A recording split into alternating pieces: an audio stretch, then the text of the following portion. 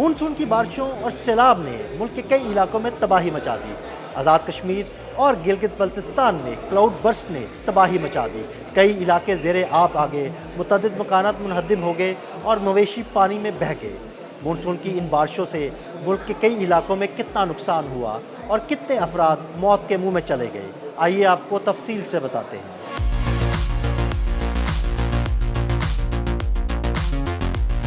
شدید بارشوں اور سیلاب نے ملک کے کئی علاقوں میں تباہی مچا دی۔ گلگت بلتستان اور آزاد کشمیر میں مانسون کے دوسرے اسپیل کے دوران شدید بارشوں اور کلاؤڈ برسٹ کے باعث سیلاب آ گیا۔ گلگت کے مضافاتی علاقوں میں بادل پھٹنے سے کئی گھر تباہ اور مویشی پانی میں بہہ گئے، جبکہ ہزاروں کنال اراضی پر کھڑی فصلیں تباہ ہو گئیں۔ سیلاب کی وجہ سے گلگت غزر شاہراہ پر بھی ٹریفک معطل ہو گئی۔ آزاد کشمیر کی وادی جہلم میں بھی طوفانی بارش اور کلاؤڈ برسٹ سے بڑے پیمانے پر تباہی دیکھنے میں آئی ہے۔ علاقے کے گوہر آباد، شرقی اور غربی میں درجنوں مکانات تباہ ہو چکے ہیں، جبکہ سیلابی ریلے میں کئی مویشی بھی بہہ گئے ہیں۔ مقامی ذرائع کے مطابق بارش کا پانی گھروں، دکانوں اور دیگر عمارتوں میں داخل ہو گیا، جس سے نظام زندگی شدید متاثر ہوا ہے۔ مقامی انتظامیہ نے شہریوں اور سیاحوں کو سختی سے ہدایت کی ہے کہ وہ دریا کے قریب نہ جائیں اور محفوظ مقامات پر منتقل ہو جائیں۔ ریسکیو ٹیمیں اور ضلعی انتظامیہ امدادی کارروائیوں میں مصروف ہیں، تاہم مسلسل بارش کے باعث مشکلات درپیش ہیں۔ حکام نے ہنگامی صورتحال سے نمٹنے کے لیے الرٹ جاری کر دیا ہے اور مزید بارشوں کے پیش نظر لوگوں کو احتیاط برتنے کی اپیل کی گئی ہے۔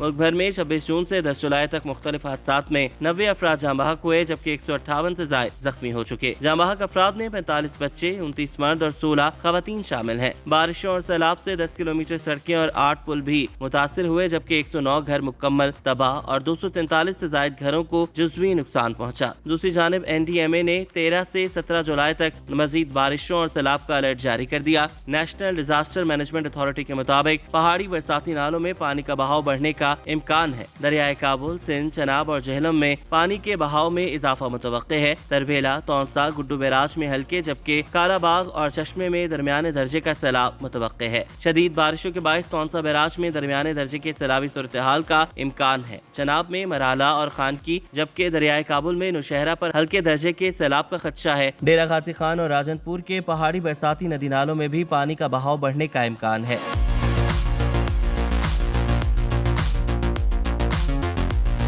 اعلامیہ کے مطابق دریائے سوات، پنچکوڑا اور ان کے ملحقہ ندی نالوں میں طغیانی کا امکان ہے۔ اگر بلوچستان کی بات کی جائے تو جھلمکسی، کچھی، سبی، قلعہ سیف اللہ، دوب اور موسیٰ خیل کے نالوں میں بھی بہاؤ میں اضافہ متوقع ہے۔ فزدار، اوران، لسبیرا اور قلات میں مقامی فلیش فلڈ کا خدشہ ظاہر کیا جا رہا ہے۔ NDMA کے مطابق تربیلا ڈیم 74%، جبکہ منگلا ڈیم 44% تک بھر چکے ہیں۔ دریاؤں اور ندی نالوں کے قریب آبادی شدید بارشوں اور رات میں محتاط رہیں۔ تیز بہاؤ کی صورت میں ندی نالے، پل اور پانی میں ڈوبی سڑکوں سے نہ گزریں۔ اس وقت پاکستان شدید موسمیاتی تبدیلیوں کی لپیٹ میں ہے۔ اگر ہم نے ماحولیاتی تبدیلی کو اب بھی پالیسی کی ترجیح نہ بنایا تو نقصانات کا دائرہ صرف معیشت یا ماحول تک محدود نہیں رہے گا، یہ ہماری روزمرہ زندگی، صحت، تعلیم، خوراک اور مستقبل کو بھی متاثر کرے گا۔